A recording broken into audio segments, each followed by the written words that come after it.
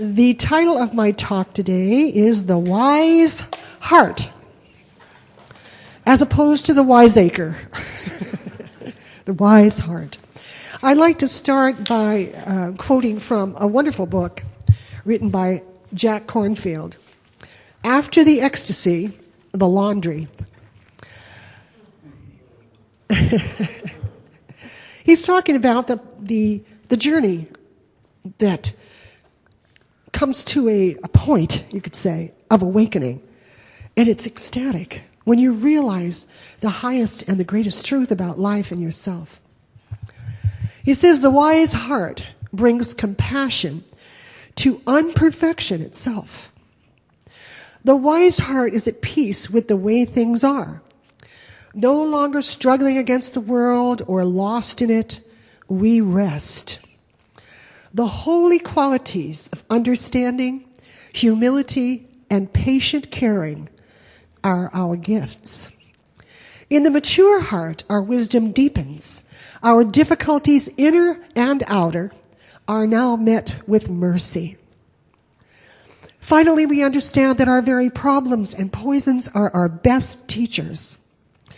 We shift from believing in ideals to discovering the wisdom that emerges from our own experience.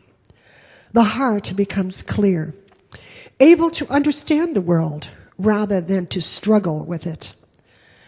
A wise heart knows that whatever spiritual energy we discover is not ours, it is only entrusted to us.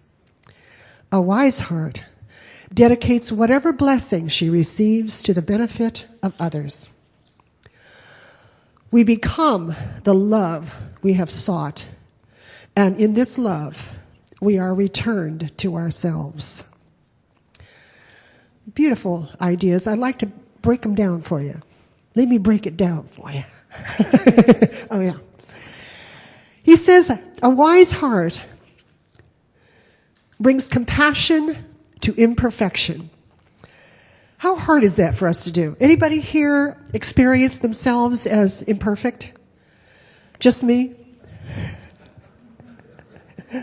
Dr. Ernest Holmes said a wonderful thing that I just loved. It made so much difference to me. He said, there is no sin but a mistake, and no punishment but an inevitable consequence. Let me run that by you one more time. There is no sin but a mistake, and no punishment but an inevitable consequence. He's talking about the law. And which law is that? The law of cause and effect. The law of whatever you reap, whatever you sow, you reap. The law of whatever, what goes around comes around. That law. He says the law is neutral. It is an intelligent force, a doer and not a knower. A cold, hard fact, returning to each person the results of his or her own thinking and acts. So, when we do wrong, it punishes. And when we do right, it rewards. It's very simple. It doesn't know you. I like to say the law of the divine does not know you as separate from itself. It knows you as part of itself. So if you were Mother Teresa and then you had Hitler and they both jumped off the roof at the same time, and Mother Teresa said, please, dear God, I've been such a good person. Please let the law of gravity not smash me.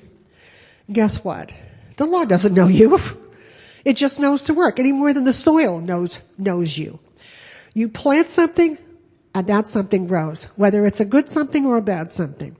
So when Ernest Holmes said there is no sin but a mistake, and what is the mistake?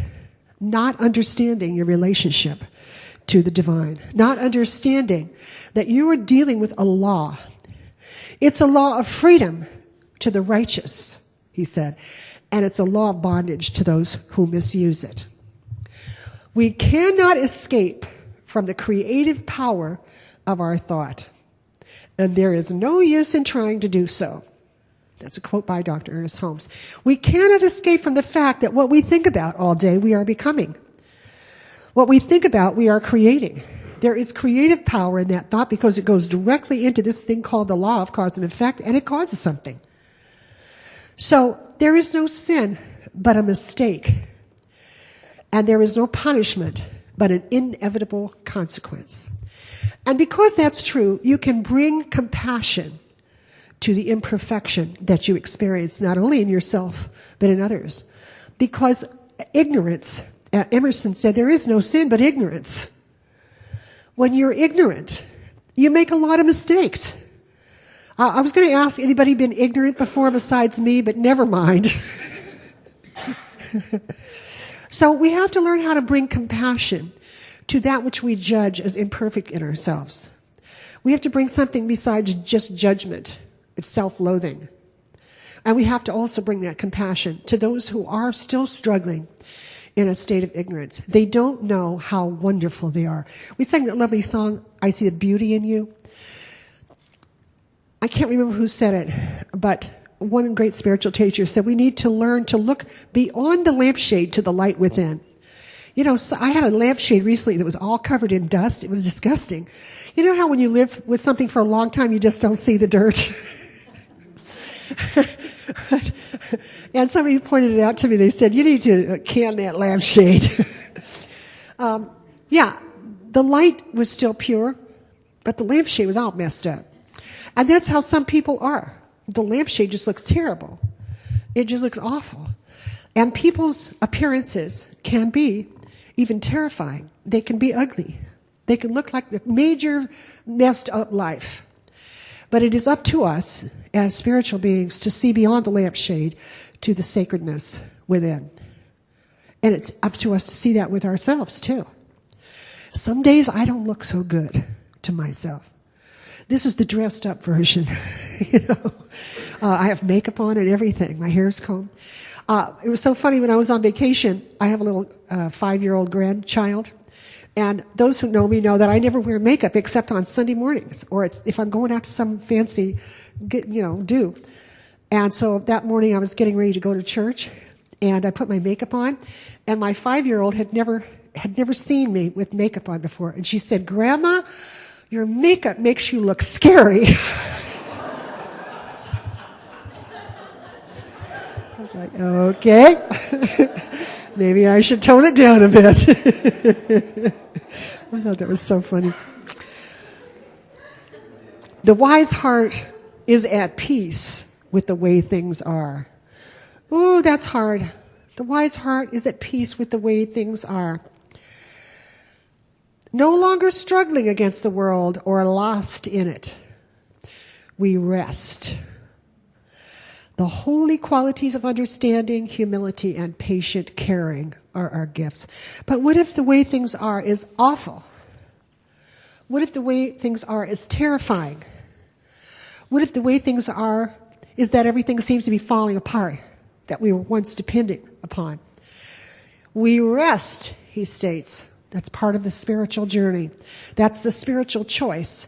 We bring to the situation, whatever the situation may be, what he calls holy qualities, understanding. Sometimes you just have to step back and see things from a different perspective. When I lived in New York City, I would just get so burnt out with that city. I was constantly being robbed, and it was just a nightmare. And there were all kinds of, I had to step over drunks and drug addicts to get to my apartment. It was just a mess. And so what I would do is I'd go down to the bottom of the island of Manhattan and catch the Staten Island ferry.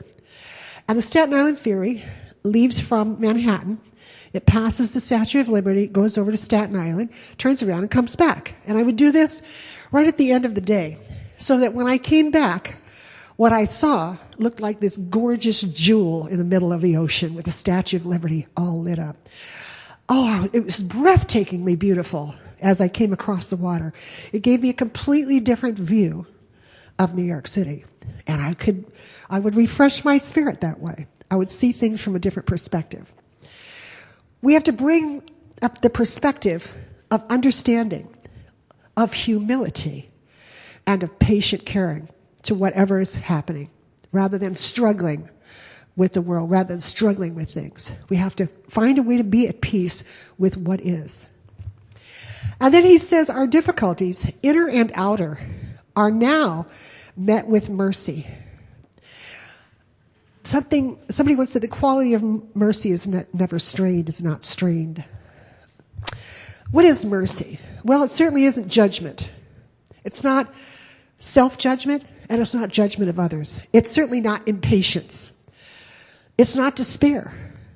It's not rigidity. So it must be the opposite of those qualities. It must be compassion. It must be gentleness. It must mean flexibility. It must mean the willingness not to give up, to begin again. Our difficulties, inner and outer, are now met with mercy. Yeah, could you please be a little nicer to yourself this week? Did anybody criticize themselves this week? None of you? Oh my God, you're so enlightened. I'm just so impressed with all. I criticized myself this week. I got on my case in a big time way this week. But then as I prayed, as I journaled, as I meditated, I said, hey, don't forget to bring some mercy in here. Don't forget to bring compassion and gentleness. There's a beautiful song that was written by Karen Drucker, I will be gentle with myself. It's so wonderful. It goes, I will be gentle with myself. I will be gentle with myself. Yeah, you can sing if you know it. And I will hold myself like a newborn baby child. And I will only go as fast as the slowest part of me feels safe to go. That's merciful, isn't it? That's compassion. I will be gentle with myself. It's important. You are a sacred being. You are an expression of the one life, of the divine. Don't treat the divine in a mean fashion, for goodness sake. Yeah. Be gentle with yourself. You're valuable. You're sacred. You're wonderful. And in the discovery of that, in the awakening to that, you might make some errors. You might not seem so wonderful. So our difficulties, inner and outer, on the spiritual path, we must learn to meet with mercy. Our very problems and poisons are our best teachers, he says. Oh, I just hate that. Think of somebody that drives you crazy. Anybody have somebody that drives you crazy? Come on now. Think of somebody that just pushes you to the limit. Or think of a situation that keeps cropping up in your life that just makes you grit your teeth and pull your hair out. Now, recognize that this is your best teacher. This is the opportunity that you have to grow beyond your previous limits. Your previous limits of understanding, of patience, of compassion, of love, of the willingness to see this individual as God in one of its many distressing disguises. Who better to drive you to your knees, to beg for God's help and mercy, than one who harms you in some way? That person is your opportunity to learn forgiveness. St. Francis says it is in pardoning that we are pardoned. There was a book written by Neil Donald Walsh. I think it was called The Little Soul or The Littlest Soul, something like that. And it's a conversation between two souls before they take on human form. And one soul says, I'll play the bad guy this time. And you can play the person that has to learn to forgive me. But do me a favor, don't forget who I really am. Maybe that's what we're doing. We take on different roles. Of course, you might have to believe it in multiple lifetimes, but I'm not preaching it. I don't have any proof for it. I'm just saying, maybe somebody's playing that role for you in your life to give you the opportunity to learn to forgive, to learn to rise above judgments and opinions. And then he says, we shift from believing in ideals to discovering the wisdom that emerges from our own experience. How many of you came from some sort of fundamentalist type teaching? Some fundamentalist religion? Yeah, me too. Oh, I knew it all when I was 17 years old. I knew it all. And I was a religious idealist. And I knew who was going to hell. I knew who was going to heaven. I knew who needed to know what. I would preach to people and testify to them and try and torture them into converting into my version of my religion. Yeah, I knew everything when I was 17. I married at 18, and I was a complete idealist about how my marriage would be. I was certainly never going to ever be divorced. Well, there is a wisdom and a compassion that can emerge from disillusionment. Whether it's disillusion with your Christian or Catholic or Jewish or Buddhist ideals, that when you find out that your teachers are actually human beings, that sometimes the ministers have affairs, steal money, get drunk. There are all kinds of things can go awry in people's lives. I was not planning on that happening. At 17, I knew that all my ministers were perfect, of course.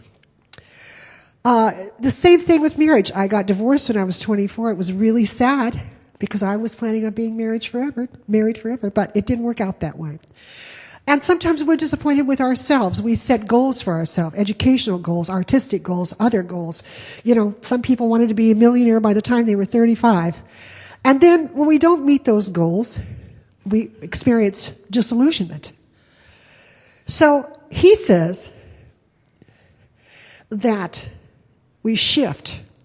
This is what happens in the wise heart.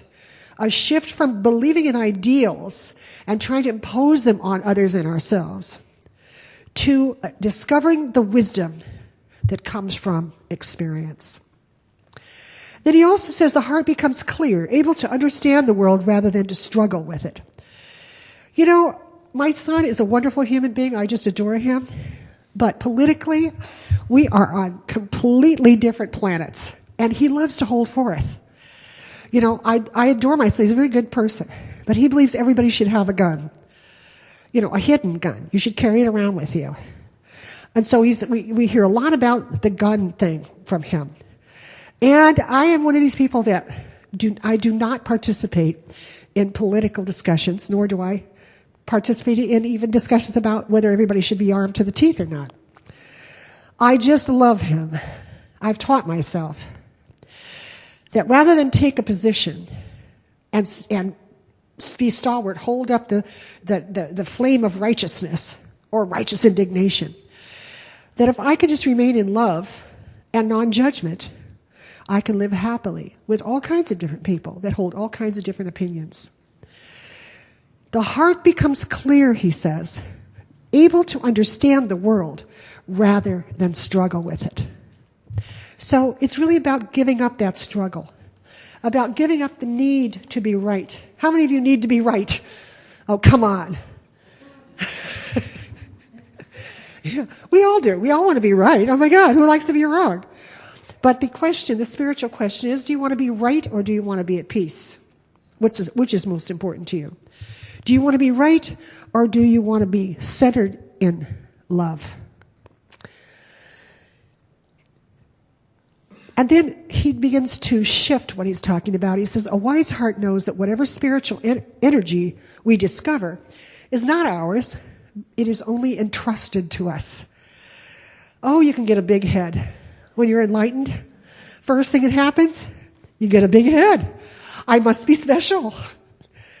God has spoken to me. I must be a special human being. I must be above average. No. When you have an experience of oneness with the infinite, of enlightenment, of awakening, this is energy that's given to you to give. It's supposed to flow through you in all humility. A wise heart, he says, dedicates whatever blessing she receives to the benefit of others.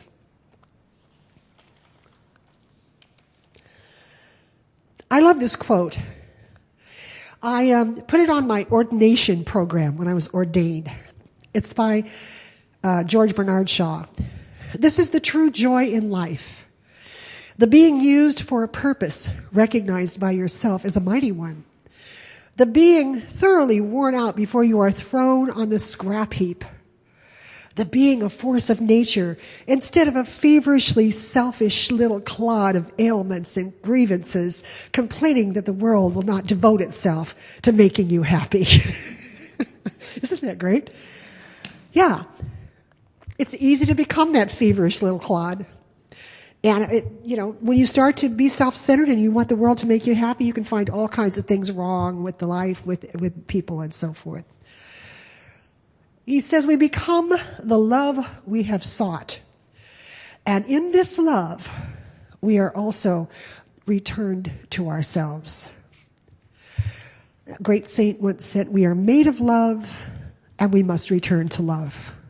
So wherever our journey in life has taken us, if we are faithful to that spiritual journey, we are returned to ourselves that are love.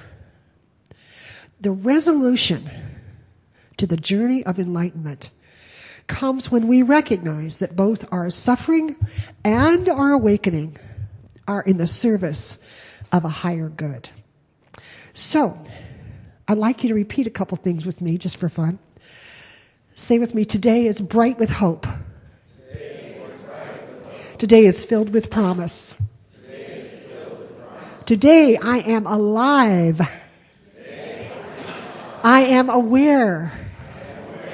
I am awake. And I am a blessing to this world. May it be so. So it is.